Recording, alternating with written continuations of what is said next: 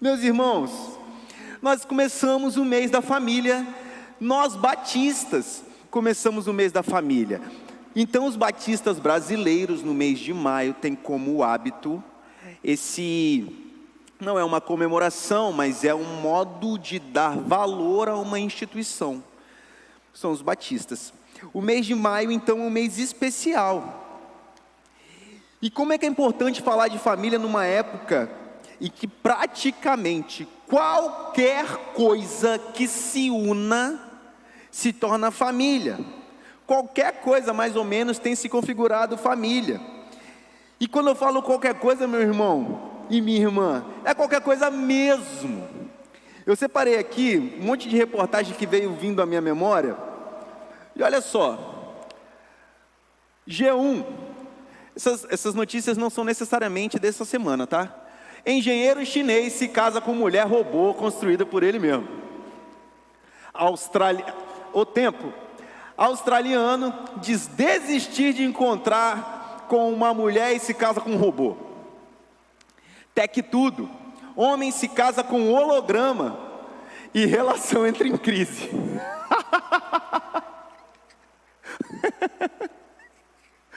Olhar Digital, casamento entre humanos e robôs está mais próximo que se imagina. Aquele ali, se não me engano, é o Mundo Bizarro. Fisiculturista se casa com robô sexual. Me acostumei. Mas a gente fala, mas eles estão casando com aquilo que se parece um ser humano. Meus irmãos, o Extra, homem casa com seu cachorro na Austrália. G1, homem se casa com cadela na Índia.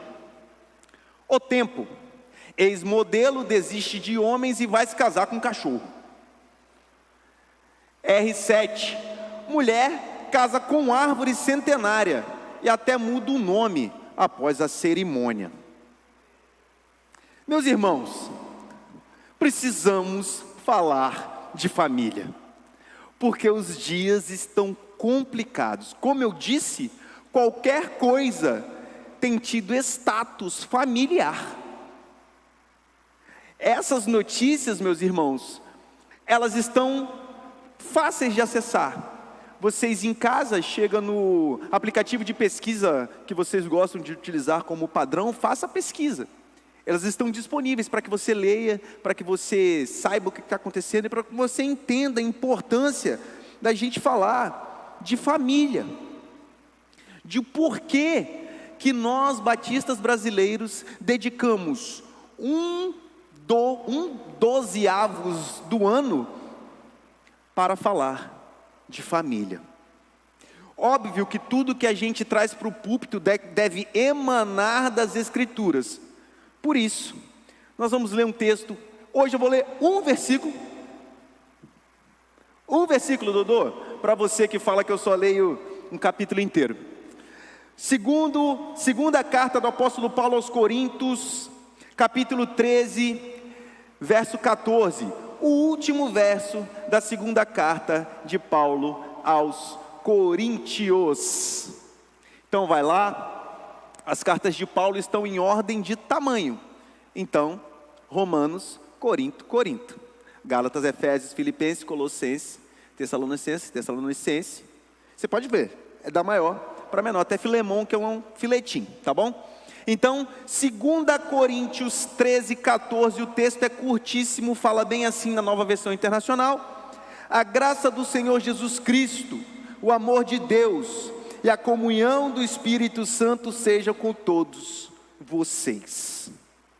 A gente ouve esse verso todo domingo e quarta-feira nas igrejas, chamada bênção apostólica, mas é o final de 2 Coríntios, capítulo 13, verso 14. É o final do texto. Por que eu trouxe isso, meus irmãos? Porque nós não estamos falando, quando a gente fala de família, nós não estamos falando de uma mera junção entre duas pessoas que assinam um acordo de não traição. Um documento registrado em cartório, por mais que seja nos nossos dias algo importante no núcleo familiar, não é isso que configura família, no final das contas. Família não é simplesmente um acordo lavrado em cartório. Olha o que Agostinho de Hipona falou a respeito deste texto, entre outros, que nós lemos. O pai não é o filho, nem o filho, o pai não é o filho, nem o Espírito Santo. O filho não é o pai, nem o Espírito Santo. E o Espírito Santo não é o pai, nem o filho. O pai é só pai, o filho unicamente filho, e o Espírito Santo unicamente Espírito Santo. Os três possuem a mesma eternidade, a mesma imutabilidade, a mesma majestade, o mesmo poder. No Pai está a unidade, no Filho a igualdade, e no Espírito Santo a harmonia entre a unidade e a igualdade. Esses três atributos, todos são um só.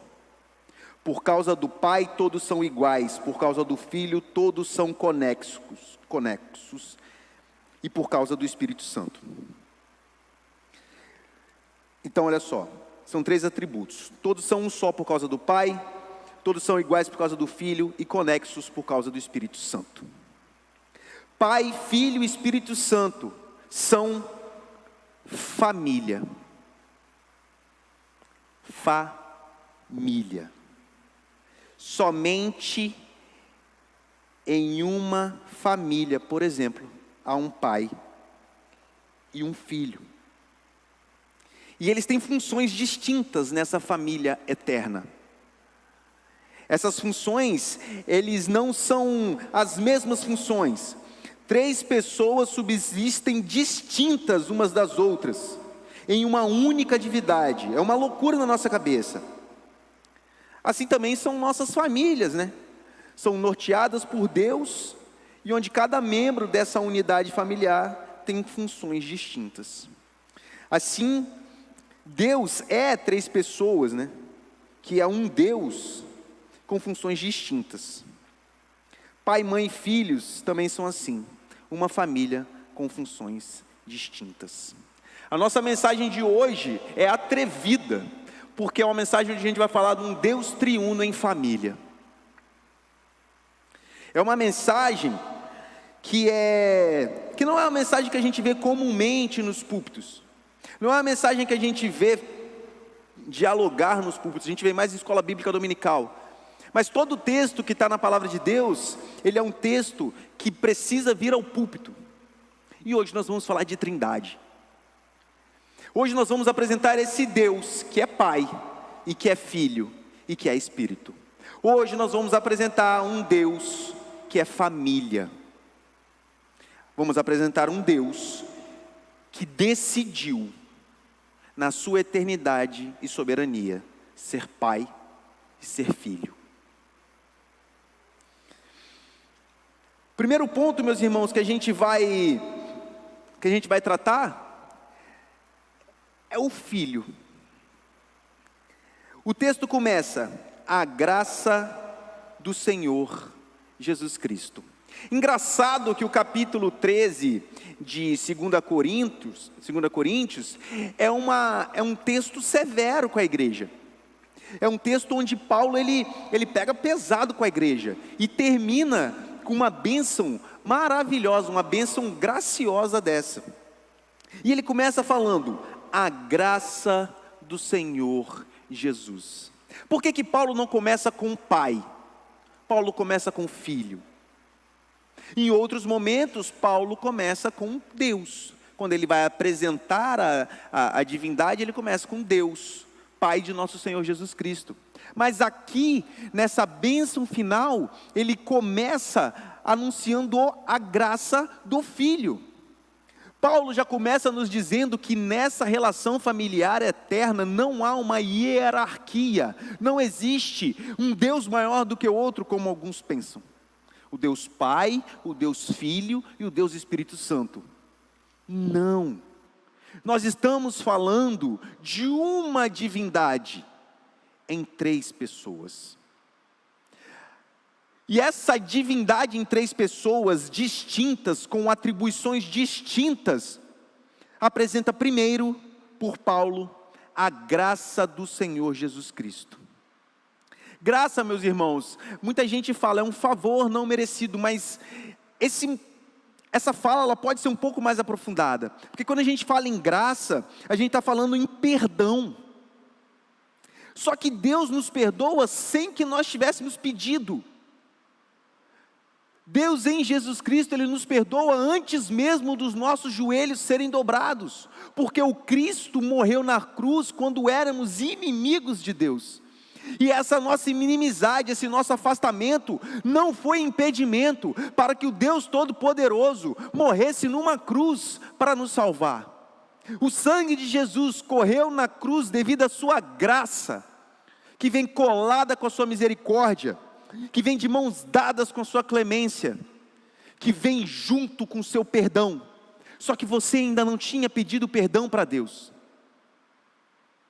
Jesus se sacrifica antes do seu arrependimento. Bendito seja Deus por isso. A graça do nosso Senhor é uma gentileza. Gentileza não se espera pedido. Nós homens, se quisermos ser cavalheiros, que hoje está difícil ser cavalheiro, tem mulher que não aceita, nós abrimos a porta para a nossa esposa, não é porque ela pediu para que essa porta seja aberta, é gentileza, cavalheirismo. Nosso Deus, um cavalheiro gentil, se entregou numa cruz, sem que você pedisse. Ele te salvou, sem que você clamasse antes. Nós clamamos depois. Depois que o cordeiro foi morto, nós clamamos a misericórdia desse cordeiro. Depois que ela já foi dada. Depois que ela já foi entregue. Depois que o sangue já havia corrido na cruz, nós pedimos clemência. Nessa família eterna, então, o Filho é aquele que age em graça e em misericórdia. Aqui nós temos um exemplo para as nossas famílias. Porque em família, nós também podemos agir em graça e misericórdia. Meus irmãos, muitas famílias se desfazem por guardar rancor. Muitas pessoas se afastam, porque eu não vou perdoar fulano, o que ele fez é imperdoável. Não foi essa a ação de Jesus. A ação de Jesus é diferente disso. Se houver um pedido de perdão, ótimo. Se não houver, meu irmão, haja como a graça do Senhor Jesus Cristo. Porque essa graça é perdoadora antes do pedido de perdão.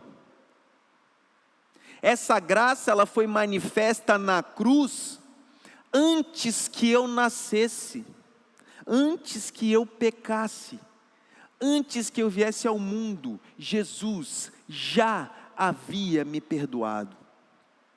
Em família, o exemplo do filho é o exemplo de um perdão, mesmo que pareça que o outro não mereça. E não estou dizendo que você não deva chamar a polícia, quando isso for caso de polícia. Nem estou dizendo que você precise viver uma vida de desgraça por conta de um cônjuge miserável. Eu estou dizendo que o perdão é necessário, é uma ação comum do crente. Essa graça, que é maravilhosa de Cristo, ela revela o próprio Deus em outra pessoa. Ela revela o amor do Pai. O amor é tão eterno quanto Deus. O amor é algo tão maravilhoso que ele existe em Deus, e tudo que está em Deus é eterno com ele. Então este atributo que Deus compartilha conosco, que ele chama de amor, é eterno em Deus. Tanto quanto sua divindade, tanto quanto a eternidade, há o amor. Agora calma lá. Amor não é relação sexual. Não são sinônimos. Não são pares. Nós vimos aqui, meus irmãos, quantas uniões bizarras, bestialidades, chamadas de amor. Não é. É prazer físico. Não confunda o prazer físico com aquilo que é atributo de Deus. Quando nós falamos que Deus é amor, Deus é muito mais do que isso. O sexo não é eterno, o amor é. E se Deus é amor, como que nós podemos entender esse amor? Nós acabamos de ver um pouco antes, na graça do Senhor Jesus Cristo, ela aponta para o amor do Pai.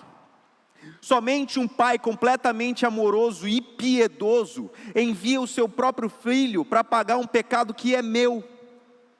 E veja bem, meus irmãos, se uma afronta é contra um ser humano, o preço a se pagar é do tamanho de um ser humano. Se eu piso uma formiga, o preço é nenhum. Mas se eu mato o seu cachorrinho, o preço é outro. Há valor moral envolvido. Se eu espanto um pombo, o preço é um. Se eu dou um cascudo no seu filho, o preço é outro. Se eu atropelo uma pessoa na rua, o preço é um. Se eu peco contra Deus, o preço é eterno. Esse eu não posso pagar. Mas Deus em sua misericórdia, Deus em seu amor, decidiu que Ele, eterno como é, pagaria o que eu jamais conseguiria pagar. E Deus demonstrou amor. Não tem tamanho que possa medir esse amor de Deus. Não tem palavra que a gente possa colocar e dimensionar esse amor. Não tem como a gente mensurar o tamanho da obra que Deus realizou na cruz por você. Não há medida na terra conhecida que se meça a eternidade do amor de Deus. O amor que nós sentimos, a gente não consegue sequer provar. Não há como provar. Prova que me ama ou prove que ama alguém. Você consegue realizar algumas ações que até demonstrem amor, mas o sentimento em si você não consegue provar. Então, meus irmãos, o amor de Deus é um amor que ele não só é incondicional, como ele é imensurável.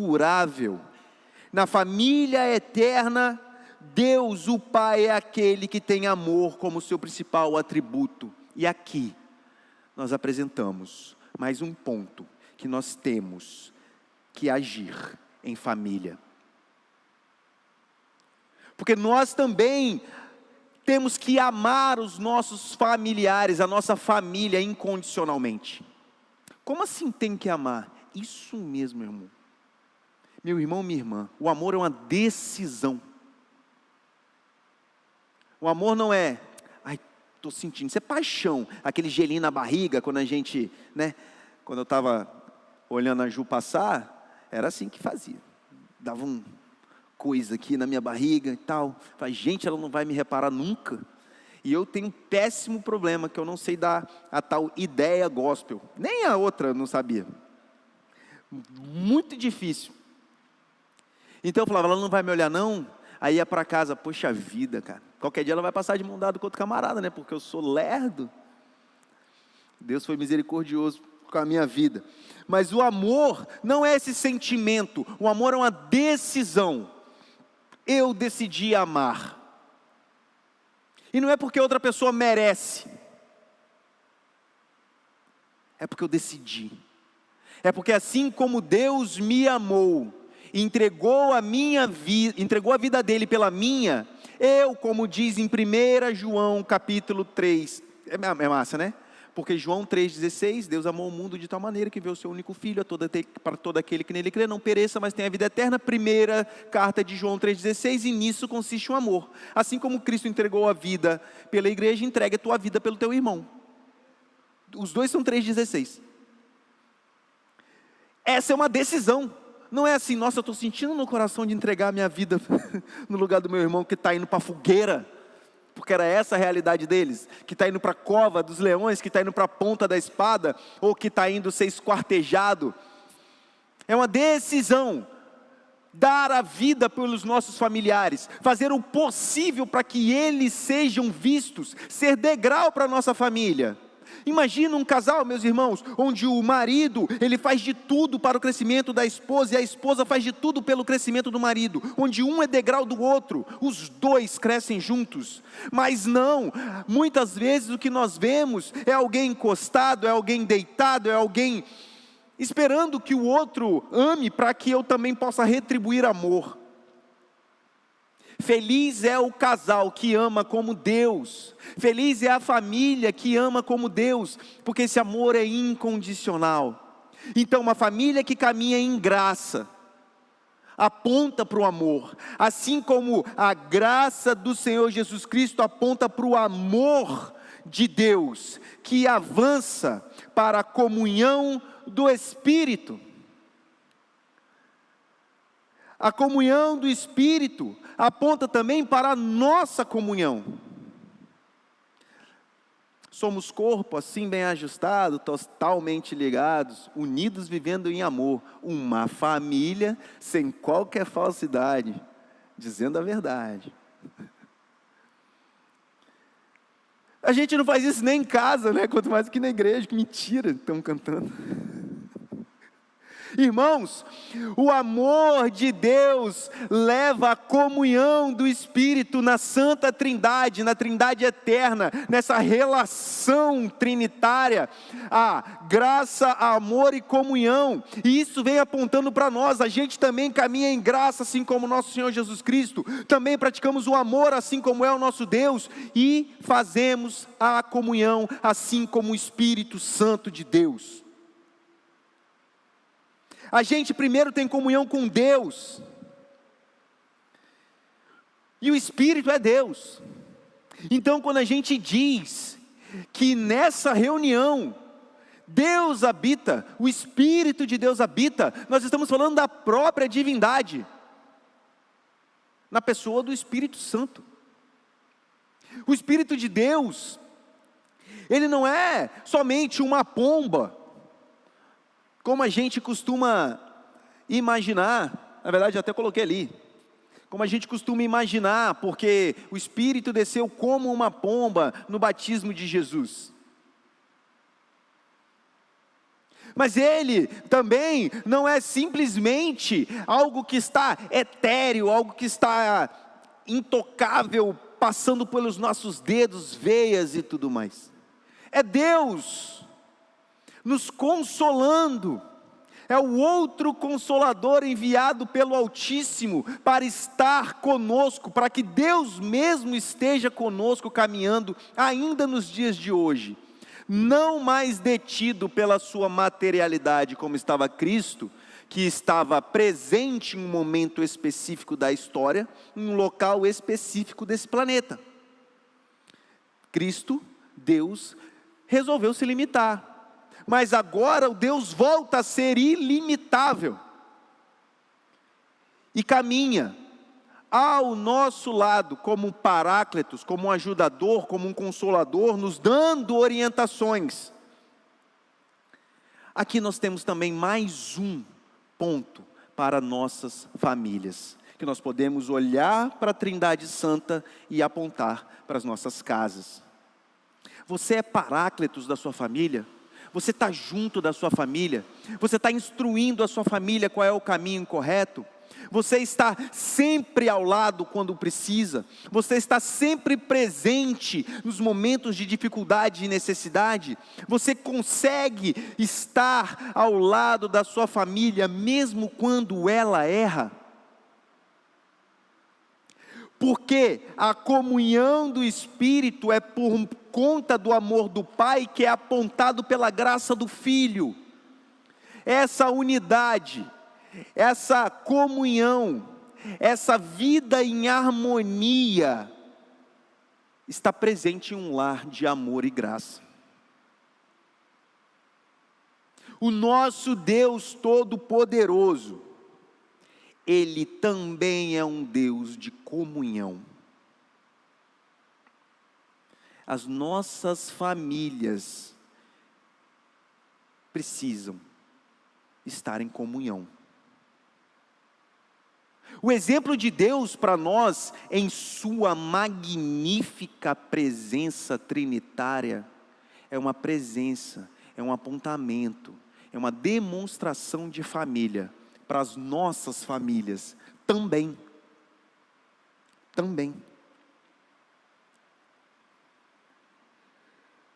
O Pai e o Filho comunicam sua graça e seu amor por meio da comunhão do Espírito. Na família eterna, Ele é o outro Consolador que nos orienta em todas as direções, quem nos convence ao arrependimento e nos auxilia em uma vida santa e dedicada a Deus. O Espírito Santo ajuda-nos nas caminhadas do dia a dia. Faça isso também com a sua família. Ajude-os na caminhada de santificação. Conheça o texto sagrado. Se importe com aqueles que são os seus. Ore a Deus para que o Espírito, esse que está conosco, alcance as pessoas das nossas famílias. E seja um ponto de luz quando eles vierem te perguntar: eu não estou entendendo, eu preciso conhecer esse Deus. Seja como o Espírito, caminha comigo e nós vamos em direção ao alvo que é Cristo. Seja o elo de comunhão.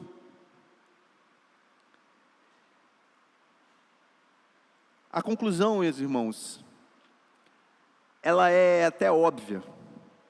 Deus é amor eterno e uma família eterna. Deus não é egoísta.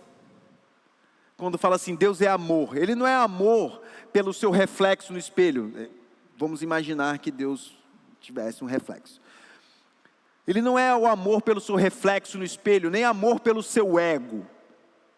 Deus é amor em família, numa dança familiar que existe eternamente, onde o Pai não é o Filho não é o Espírito não é o Pai não é o Espírito não é o Filho, e o Filho não é o Pai, mas os três é uma divindade santa, eterna e amorosa em família. Deus é eterno em família, Deus é amor em família, Deus é primeiramente uma família. Antes do haja luz, Deus já era amor em família, Pai, Filho e Espírito, coexistindo, sendo Deus e uma família.